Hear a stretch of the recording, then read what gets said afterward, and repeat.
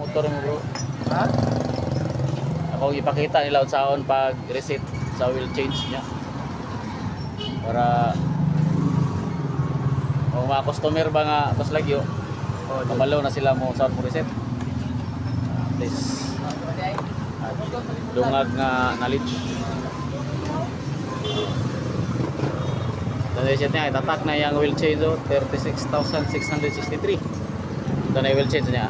Ito yung reset. Oo. Change oil ta. Change oil. Sayang ninja ayah sayang gitu oil apilo na to. Oh, dera mga friend, sawa na to pag reset ang inyong clip. Alex og si Iyon, tapos press ni mo ning select og ang iyang set. Long press. Pabuto na to nga mo blink ang R. Dayon, tos loko na to ang set. R's. I-blink ang R's. Sunod press minutes. Kauman sa minutes. Saya nang oil change. So, hitabuan ni karon kay nilapas man ni sa gamay, muna siyang 0 na lang. Sa ato sa reset. So, ang akong setan is 2,000.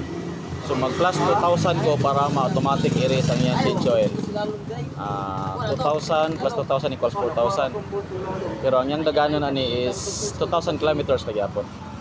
Mugawas ang iyang oil change balik. 2,500 3,000 3,500 4,000. So yun, set na to ang set.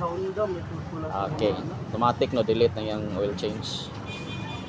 So atong lantawon og balik kung nana ba'y nabilin siya ang kilometer reading. Mura gyapon ang process, hours, minutes, yan yung oil change. So ang nabilin niya nga kilometer reading is 1,745. So nakakawat ni siya og 255 kilometers munin hitabo sa motor nasira na chicho. Yan lang, wala na mga boss, yan na to pag reset ang ato ang oil change panel sa Honda Click 125. Thank you.